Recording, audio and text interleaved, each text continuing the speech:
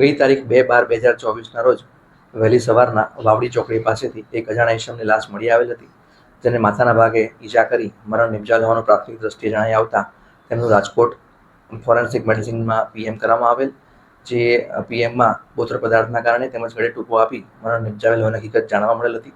તે સંદર્ભે અજાણ્યા ઈસમની લાશ તપાસ કરતા આ જે અજાણ્યા ઈસમ છે તેઓ નિખિલ શિવલાલભાઈ બારેજિયા નાઓના ત્યાં રાધિકા સેલ્સ એજન્સીમાં નોકરી કરતા હોવાનું જાણવા મળેલ હતું.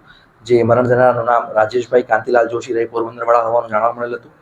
જેથી આ કામે નિખિલભાઈની ફરિયાદ લઈ ધોરણસર ગુનો રજીસ્ટર કરવામાં આવેલ હતો.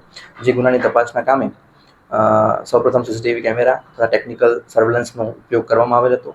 જે દરમિયાન નિખિલભાઈના ત્યાં અગાઉ નોકરી કરતા યુવરાજસિંહ ભગીરથસિંહ જાડેજા નાઓની બનાવ સ્થળે તેમજ બનાવ સમયે તેમજ જે આ મરણ જનાર છે તેમની જે છોટા હાથી રિક્ષા હતી તેમની આગળ પાછળની મુવમેન્ટ જોવામાં આવેલ હતી.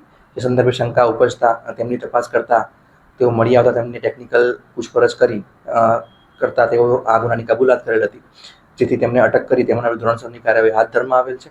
આ ગુનાનો મોટિવ એવો છે કે અગાઉ જે આ યુવરાજસિંહ જાડેજા છે તેઓ મરણ જનારની જગ્યાએ રાધિકા સેલ્સમાં નોકરી કરતા હતા અને મેડિકલ કન્ડિશનના કારણે તેમને નોકરીમાં છૂટા કરવામાં આવેલ હોય અને આ મરણ જનારને નોકરીમાં રાખવામાં આવેલ હોય જે તેમને ગમતું ન હોય, જેના કારણે તેઓ મરણ જનારને બનાવના દિવસે મળેલ હતા, જેમાં ઝઘડો બોલાચાલી થયેલ અને જેમાં તેઓએ ઝઘડો બોલાચાલીમાં સૌપ્રથમ મારામારી કરી ત્યારબાદ પથ્થર વડે માથાના ભાગે ઈજા કરી મરણ નિપજાવેલ હકીકત જાણવા મળે છે.